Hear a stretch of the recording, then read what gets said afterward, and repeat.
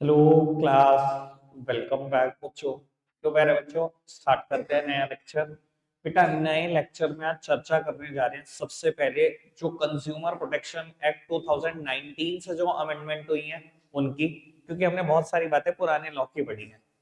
एक तो amendment discuss कर रहे हैं, उसके साथ साथ बेटा 20 केस स्टडी है, कोशिश करते हैं कि मैक्स आज कर लें, 15-16 कर लें, 3-4 करके ले छोड़ दे और पास्ट ईयर क्वेश्चन।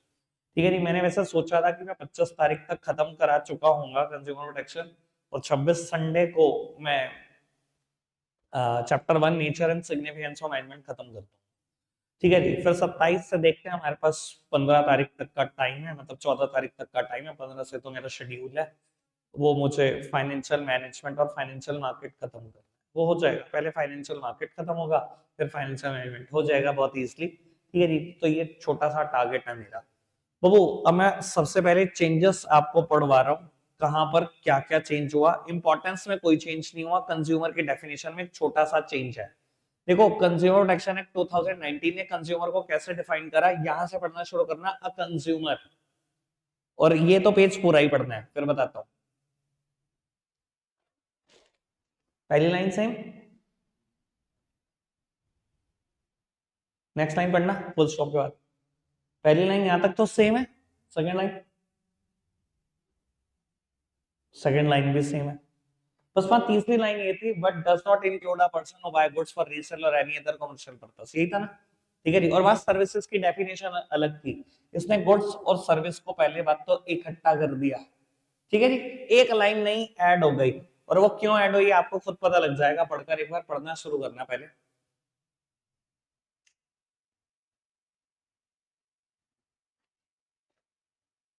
बस यहां तक बात नहीं ऐड हुई, क्यों ही आपको ही पता है। बेटा लॉ में अमेंडमेंट क्यों करनी पड़ती है, क्योंकि नए नए एनवायरमेंट के चेंजेस ऐसे हो रहे होते हैं जो पुराने लॉ को ना खराब कर देते हैं। अब भैया कहीं पर भी ऑनलाइन ट्रांजैक्शन की बात नहीं लिखी थी। अब भैया लोग इंटरप्रेट मिस इंटरप्रेट कर रहे थे कि ये बात सिर्फ ऑफलाइन ट्रांजैक्शन पे लगती है, तो उन्होंने बता दिया भैया हर ऑनलाइन ट्रांजैक्शन पे भी लगती है बात। हर ऑनलाइन ट्रांजैक्शन, ठीक है ना जी। चाहे वो मल्टी लेवल मार्केटिंग चल रही हो, चाहे वो टेली शॉपिंग चल रही हो, टेली शॉपिंग भी तो आजकल बहुत चल रही है, पूरे पूरे चैनल इस चीज पे है। ठीक है ना जी। एक नया प्रोडक्ट दिखाया जी, हमें कॉल करो ये आप ऑर्डर कर सकते हो। एक नया प्रोडक्ट दिखाया, हमें कॉल करो ये ऑर्डर कर सकते हो। यार टेली शॉपिंग बहुत चल रही है, मल्टी लेवल मार्केटिंग पता ही होगा आपने। ठीक है ना जी। अपने नीचे दो बंदे जोड़ो, उसके नीचे दो जोड़ो, उसके नीचे दो जोड़ो, उसमें कमाते रहो, मल्टी लेवल मार्केटिंग। तो बेटा ये सिर्फ इसलिए किया गया ताकि जो नए एनवायरमेंट में चेंजेस आ रहे हैं उनके साथ कोप अप किया जा सके, उनके साथ तालमेल बिठाया जा सके लॉ का। आखिरी लाइन वही है, however any person who obtain goods or avails services for resale or commercial purpose वो कंज्यूमर नहीं है। ठीक है जी। कंज्यूमर राइट्स में कोई चेंज नहीं है दूर दूर तक। बस एक बात बेटा, राइट टू बी चॉइस या राइट टू चूज फ्रॉम को हम हमेशा लिखेंगे अब राइट टू बी अशॉर्ट। ठीक है, राइट टू चूज नहीं लिखना, राइट टू चॉइस नहीं लिखना, राइट टू बी अशॉर्ट लिखना है, कंपलसरी बात है ये आप सबके लिए। ठीक है, आगे बढ़ जाए। चलो जी आगे बढ़ाते हैं। रिस्पॉन्सिबिलिटीज में कोई चेंज नहीं है, 10 की 10 वैसी की वैसी हैं। ठीक है जी। Ways and means of consumer protection में कोई चेंज नहीं है। ठीक है। हाँ एक चीज ध्यान रख लेना, पेपर में बहुत बार, बहुत ज्यादा बार इसका नाम आता है, ये मटका सा बना हुआ आता है, पूछते हैं कौन सा मार्क है, ये इको मार्क है, याद रखना। ठीक है जी। बाकी सब संभाल लोगे आप, ये तो क्लियर ही लिखा हुआ है एग मार्क। आईएसआई मार्क सबको पता है, बहुत बचपन से देखते आ रहे होंगे इसको, तो कितनी जगह पे देखा होगा आपने। एफपीओ मार्क, ठीक है जी, ये हॉल मार्क है। ठीक है जी। इको मार्क याद रखना। ठीक है। और अब आ जाओ एक बार रिड्रेसल एजेंसी पर। ठीक है जी। हाँ इसमें अच्छा खासा चेंज है, यही सबसे बड़ा मेन चेंज है। ठीक है जी। डिस्ट्रिक्ट कमीशन पढ़ना शुरू करना फटाफट से।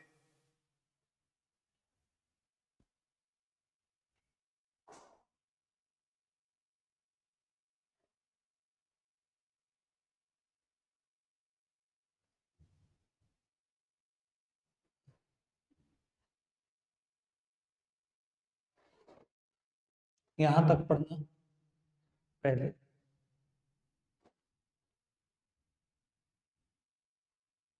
ठीक है, अभी यहां तक पढ़ा, अभी मैं एनालिसिस नहीं कर रहा हूं, अब अगली लाइन भी पढ़ो।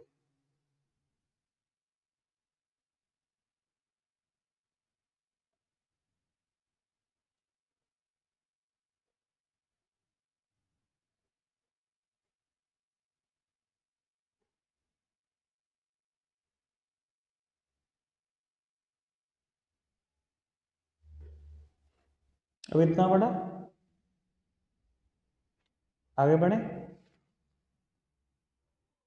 Last two line. In case of services, the disputes is settled based on the basis of evidence brought to its notice by the complainant and can ask for any required info, document or record from the service provider for settlement. ये paragraph भी पढ़ दो, फिर मैं थोड़ी C analysis की बात करूं।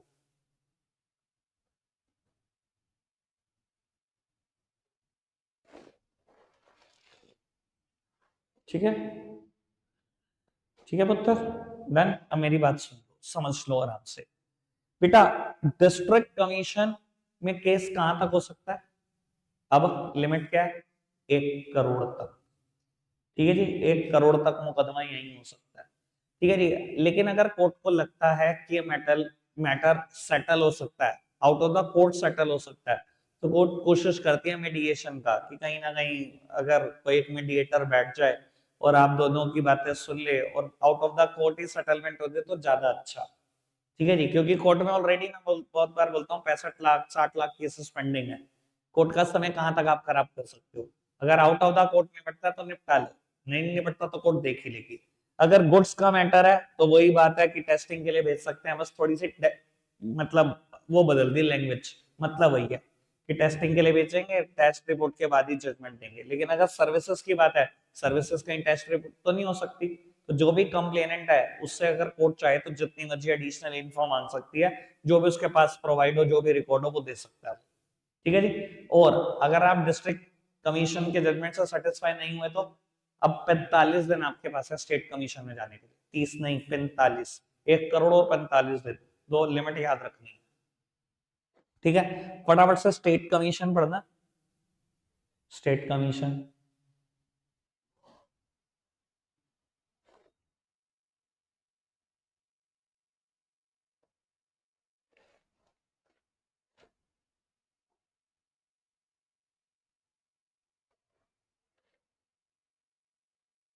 डन। 1 करोड़ से लेकर, 1 करोड़ नहीं, 1 करोड़ 1 रुपए से लेकर 10 करोड़ तक। ठीक है जी। और अगर सेटिस्फाई नहीं हुए तो 30 दिन के अंदर अंदर नेशनल कमीशन। और स्टेट कमीशन कहां पर होगी? कैपिटल ऑफ द स्टेट में, यानी कि यूपी के लखनऊ।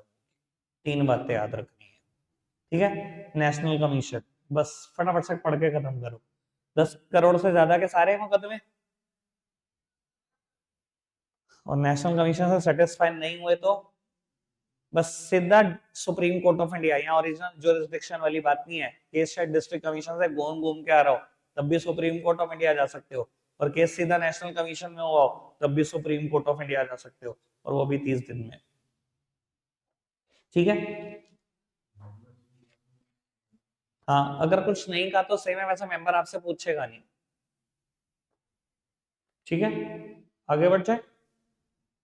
ठीक है बाबू, अब अमेंडमेंट के तौर पे ना, मुझे और कुछ अमेंडमेंट के तौर पे नहीं पढ़ा है ना, एक चीज लेकिन मैं दिखा देता हूं आपको, एक सेकंड दो मुझे, एक सेकंड। बेटा हमने ना रोल पढ़े थे, रोल ऑफ एनजीओ। ठीक है जी, मेरे नोट्स में जो 6 हैं उसके अलावा मैं चाहता हूं एक और पढ़ दो आप। ठीक है ना, क्योंकि पेपर में अलग से बहुत आता है ये थर्ड वन।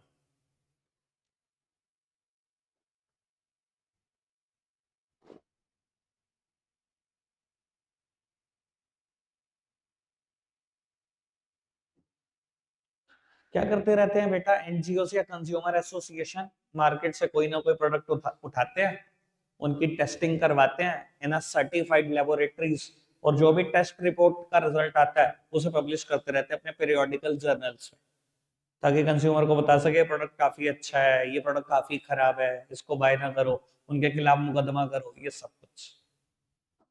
ठीक है जी। अब बेटा केस स्टडीज को स्टार्ट करते हैं।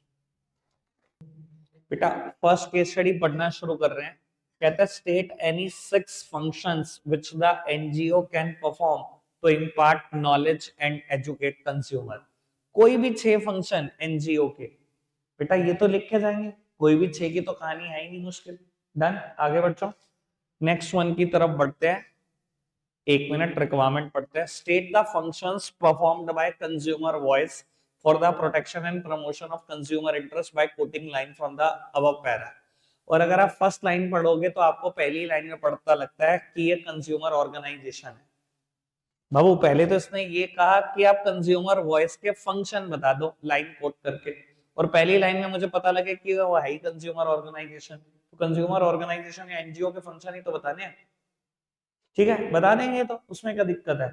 ठीक है, लेकिन लाइन कोट करके।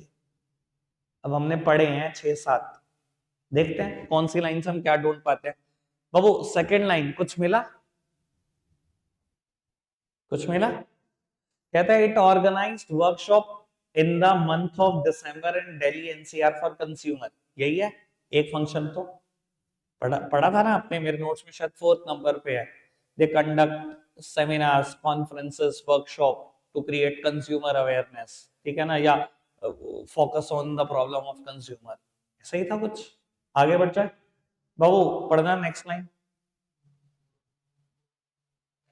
पढ़ते चलो, पढ़ते चलो।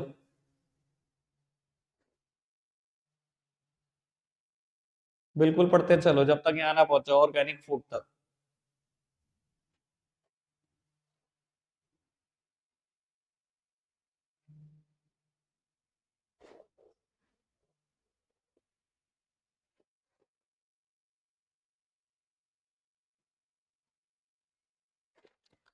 यहाँ तक कुछ मिला? कुछ है ही नहीं। नेक्स्ट पढ़ना। People were informed that the organization regularly tests sample to detect adulteration like presence of heavy metal or pesticides। ये जो लाइन है, टेस्टिंग की बात चल रही है, वही पॉइंट जो मैंने अभी पढ़वाया। To carry out comparative testing in the accredited laboratories and publish its result in the periodical journals। ठीक है जी, आगे बढ़ते हैं। अब वो next line, the result of the test are publish in their monthly magazine consumer voice to make the people aware of the quality of different product. They publish periodicals and journals. सबसे पहला point था मेरे notes में। तीसरा role done, आगे बढ़ जाओ। It also provide aid and legal advice to the consumer in seeking a remedy. Legal assistance to get a legal remedy, last point यही था कि लीगली हेल्प भी करते हैं अपने मेंबर कंज्यूमर्स को। ठीक है, डन। 4 रोल थे, चारों हमने बेटा आइडेंटिफाई कर दिए। नेक्स्ट वन सिंपल केस है, पढ़ना एक बार फटाफट से।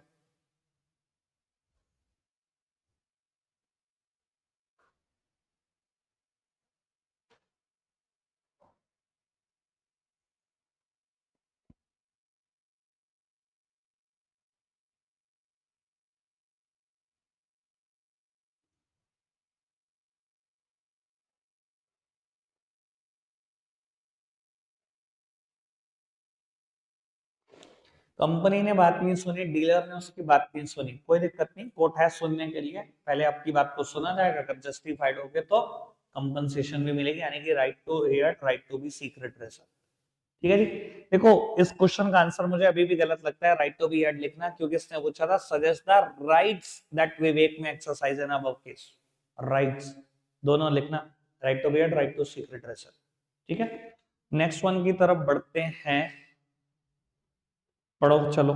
enumerate the rights of consumer which Rita Sharma was able to exercise with the help of voluntary organization।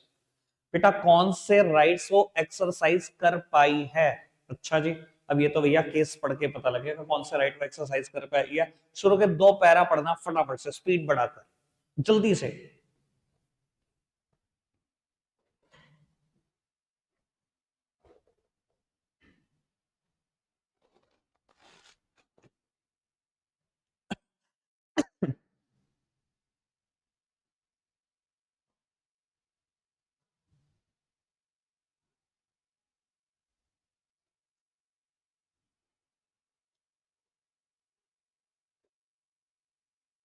Done,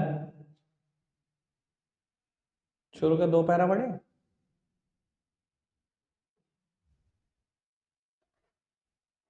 कुछ भी नहीं था 2 पैरा में काम, इसलिए पढ़वाए, तीसरा मैं पढ़ू। ठीक है, मैं वैसे आपको बता देता हूँ, ये बात केस स्टडी के लिए सबसे इंपॉर्टेंट है। अगर कोई केस स्टडी मल्टीपल पैरा में डिवाइडेड होगी तो पहला पैराग्राफ तो जनरली यूजलेस होगा।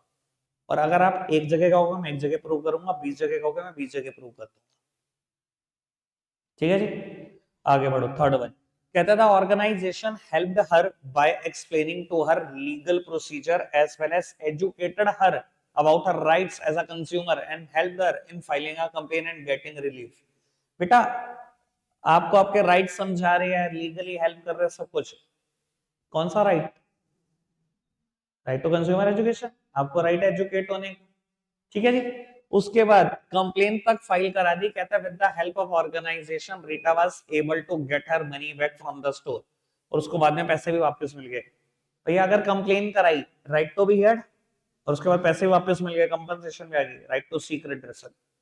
डन, पक्की बात। आगे बढ़ जाए, चलो जी नेक्स्ट वन की तरफ बढ़ते हैं। State any two responsibilities which have been discharged by Suman beside asking for cash memo.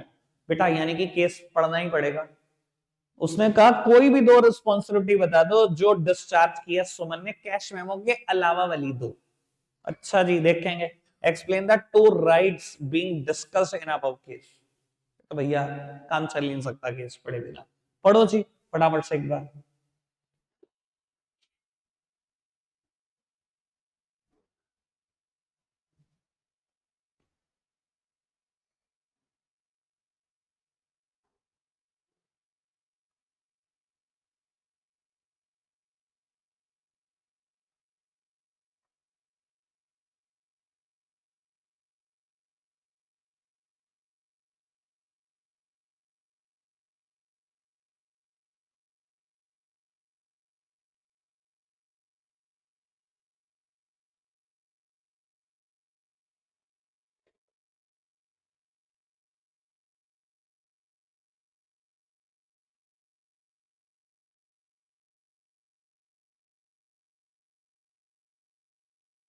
चलो जी, कैश मेमो के अलावा कौन से दो रिस्पॉन्सिबिलिटीज आपको लगता है पूरी की हैं उसने? ये लगता है कुछ? Be aware about the various goods and services available in the market so that an intelligent and a wise choice can be made. इसके अलावा उसने स्टैंडर्डाइज्ड गुड्स खरीदा, तो यहाँ से भी हो सकता है by only standardised product. 10 look for the ISI mark on the electrical appliances, hallmark on jewellery, FPO mark on the food product. यहाँ पर उसने इंस्ट्रक्शन बुकलेट भी पूरी पढ़ दी step by step. Learn about the various risk associated with the product, follow manufacturer instruction and use the product safely. तीनों बातें लिख के जा सकती हैं। कौन से दो राइट डिस्कस किए गए?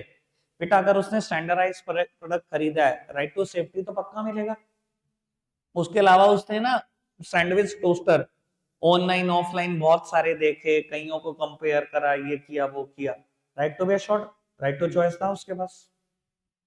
ठीक है, चलो जी आगे बढ़ जाते हैं। राइट टू चॉइस मत लिखना यार, बस राइट टू बी शॉर्ट लिखना, पेपर में गलती नहीं होनी चाहिए किसी भी हाल में। State the responsibility which Sumit had to fulfil as a aware consumer to get the services of company, और कौन से दो राइट्स सुमित को मिलते अगर उसने रिस्पॉन्सिबिलिटी पूरी की होती। पहला पॉइंट तो ये पूछ रहा है कि उसको एज अ अवेयर कस्टमर कौन सी रिस्पॉन्सिबिलिटी पूरी करनी चाहिए थी, उसने करी नहीं होगी। और कह रहा कौन से दो राइट मिलते अगर रिस्पॉन्सिबिलिटी पूरी की होती। अच्छा, पढ़ना जरा एक बार केस फटाफट से, आप ही बताएंगे इसका आंसर, जल्दी पढ़ दो। जी बेटा आगे बढ़ते हैं। ये पढ़ तो लिया था ना आपने? ठीक है, कौन सी रिस्पॉन्सिबिलिटी पूरी नहीं करी उसने? मैन्युफैक्चरिंग इंस्ट्रक्शन फॉलो नहीं करी, है ना? ना तो राइट टू बी हर्ड, ना तो right to be seek redressal मिलेगा। फॉलो करता तो दोनों मिल जाते, बात भी सुनी जाती, कंपनसेशन भी मिलती। आगे बढ़ जाओ सेवेंथ की तरफ, फटाफट से पढ़ के खत्म करना। आपको एक लाइन दी गई है, उसमें पूछा गया कौन सा राइट है। लाइन ये है, encouraging consumer to strongly protest. NGO का ही फंक्शन है। वो कहता है कि ये कंज्यूमर को एनकरेज करती है कि प्रोटेस्ट करो। प्रोटेस्ट करने का मतलब होता है केस करो, and take action against unscrupulous, exploitative and unfair trade practices of seller. बेटा इन सब प्रैक्टिसेस के अगेंस्ट प्रोटेस्ट करो मतलब केस करो। मतलब कौन सा राइट? राइट टू बी है। सीधा सीक्रेट रेसल में मत जाना, पहले आपकी बात ही सुनी जाती है, अगर आप ठीक होते हो तो कंपनसेशन। तो बात सिर्फ राइट टू बी हर्ड की चल रही है। ओके, आगे बढ़ जाओ। बाबू अब सिंपल है, दो चार क्वेश्चन तो फटाफट से इसको खत्म कर सकते हैं। Identify and explain the two consumer rights which are being discussed above, और state any one other relief for which court may give direction to the store besides the one stated above. एक आधा relief discuss किया गया, कहते हैं इसके अलावा कौन सा और रिलीफ कोर्ट दे सकते हैं, ये बताना। पढ़ना फटाफट से।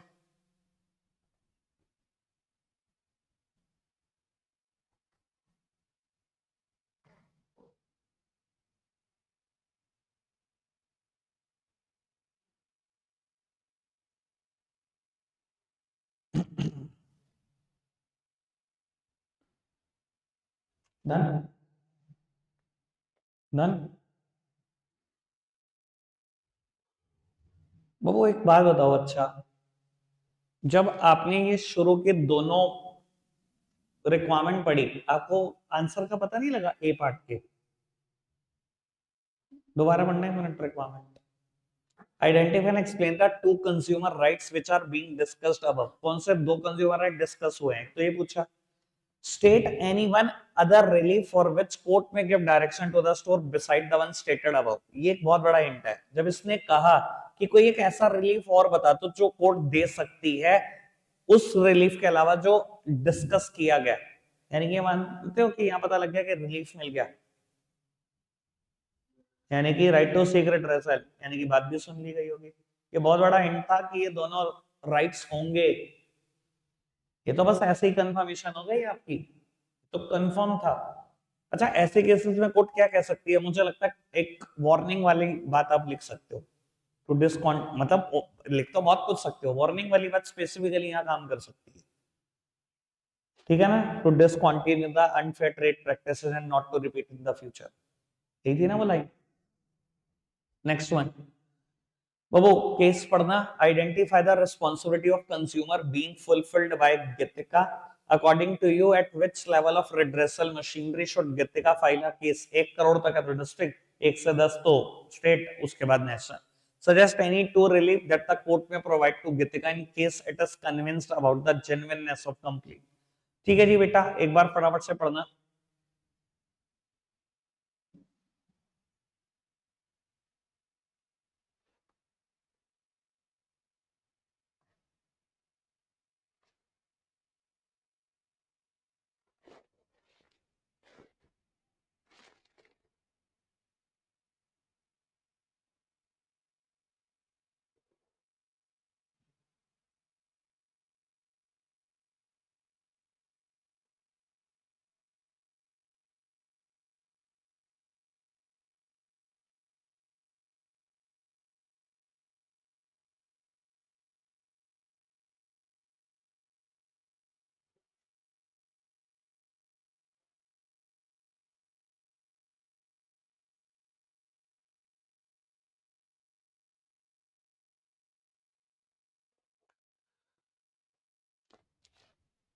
चलो जी बेटा, कौन सी रिस्पॉन्सिबिलिटी उसने पूरी करी? She filed a complaint in an appropriate consumer forum. 8th number पे लिखा हुआ है बेटा नोट्स में, रिस्पॉन्सिबिलिटी है file a complaint in an appropriate consumer forum in case of shortcoming in the quality of goods and service availed, do not fail to take action even when the amount involved is very small. ठीक है ना जी, उसने वही किया। ठीक है जी, और कोई रिस्पॉन्सिबिलिटी का जिक्र ही नहीं है इसमें। उसके बाद आपसे पूछा कि कहां पर केस होगा? बेटा अमाउंट कहीं पर भी नहीं बताई गई, पर ऑब्वियसली यार इस ट्रिप की कीमत 1 करोड़ से ज्यादा नहीं हो सकती, तो डिस्ट्रिक्ट कमीशन। ठीक है जी, उसके बाद कौन से दो रिलीफ मिलने चाहिए? एक तो वही लिखो जो वो मांग रही है, रिफंड मिलना चाहिए उसको। एक बात आप ये भी लिख सकते हो कि पेनल्टी या पेनेटिव डैमेजेस वाली बात लिख तो बहुत कुछ सकते हो, डिसकंटिन्यू वाली बात भी लिख सकते हो, वार्निंग वाली बात। ठीक है, आगे बढ़ते हैं। चलो जी, नेक्स्ट वन की तरफ बढ़ते हैं। Identify the consumer right which is being violated in above case. फटाफट से पढ़ना, फटाफट से, जल्दी से। मैं बेटा एक एग्जांपल ही ढूंढ रहा था, आई होप अब मुझे एग्जांपल भी मिल चुका है। ये वाली बात पढ़ना। यूटीएस ऑन मोबाइल एक ऐप है, आपको पता है यूटीएस? ठीक है ना जी, जैसे कि किसी स्टेशन पर बेटा अगर बहुत भीड़ है और मुझे प्लेटफॉर्म टिकट चाहिए या मैं ट्रैवल कर रहा हूँ, ठीक है जी, और टिकट नहीं मिल पा रही, बहुत लंबी लंबी लाइनें लगी है, तो ऐसे सिचुएशन में ना बेटा आप यूटीएस से टिकट बुक कर सकते हो, ठीक है जी। और मैं यही दिखाने की कोशिश कर रहा हूँ जो अभी मेरे का लिखा हुआ है, services of UTS on mobile will not be available from 12 hours of 23rd on 25 to 12:30, मतलब 12 बजे से लेकर 12:30 तक मेरे पास ये सर्विसेज नहीं होंगी 23 तारीख को, ठीक है जी। अभी 23 जनवरी की बात है ये। अब बेटा आप खुद समझ लो इस चीज को, एक कल रात की ही बात है, ठीक है जी। मेरे पास लेटेस्ट एग्जांपल था तो मैंने लेटेस्ट दे दिया। अभी जो बदरी के साथ हुआ वो यही नहीं हुआ, अभी जो बदरी के साथ हुआ इस केस में वो यही नहीं हुआ कि बेटा उसका शायद कार्ड काम नहीं कर रहा था, ठीक है जी। क्योंकि बैंक ने इन्फॉर्म नहीं किया कि इस टाइम से लेकर इस टाइम तक कार्ड काम नहीं करेगा आपका, उसको ह्यूमिलेशन फेस करना पड़ा बहुत ज्यादा। यही हुआ ना, यही नहीं हुआ। क्यों क्यों नहीं बैंक बताएगा आपको? राइट टू बी इन्फॉर्म्ड, आप उसकी सर्विस अवेल कर रहे हो, उसे बताना पड़ेगा कि कब मेरी सर्विसेज अनअवेलेबल रहेंगी। मैंने आपको दिखा दिया प्रैक्टिकली ऐसा होता है, हर ऐप बता रहा होता है आपको। मैंने पिछली बार एचडीएफसी का एग्जांपल दिया था, मैंने कहा बोर ना हो जाओ, मेरे पास हमेशा मेल आती है एचडीएफसी की, कब उनकी नेट बैंकिंग काम नहीं करेगी, कब उनका एटीएम कार्ड काम नहीं करेगा, हमेशा आती है। मैंने कहा खाली वही एग्जांपल ना दो, मैंने एक नया एग्जांपल दे दिया, अभी कल रात को ही हुआ मेरे साथ तो, ठीक है जी। क्लियर है जी बात, आगे बढ़ जाए। चलो जी नेक्स्ट केस बेटा कहता है identify the consumer right being violated in the above case, और कौन सा राइट फॉलो हुआ है, कौन सा वायलेट हुआ है, कौन सा राइट फॉलो हुआ है, एक बार फटाफट से पढ़ दो जी स्पीड बढ़ाकर।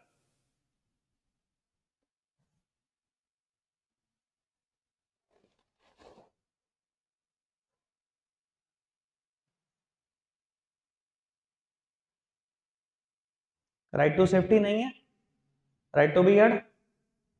चलो जी बाबू कंपनसेशन मिली नहीं है, सीक्रेट रेसल मत लिखना। Sulochana took the matter to the consumer court, consumer court में ले गई है मैटर, बात सुनी जा रही होगी। लेकिन आगे बढ़ो क्या कहता है, brought those responsible to surface and demanded a penalty and compensation, उसने डिमांड की है, मिली नहीं है अभी। कहीं कंपनसेशन वर्ड देख के पागल हो रहे हो, बी वेरी पेशेंट, ठीक है ना।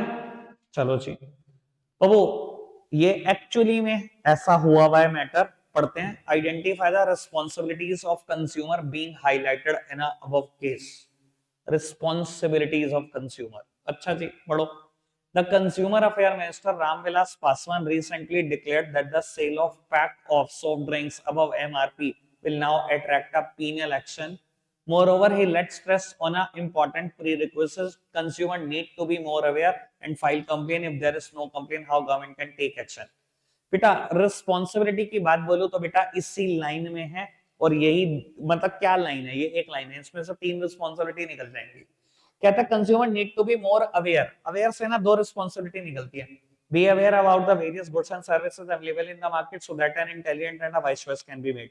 और फिफ्थ थी मेरे नोट्स में, assert yourself to ensure you get a fair deal. Assert का मतलब भी मैंने लिखवाया था अवेयर, अवेयर से ही दो निकलती हैं।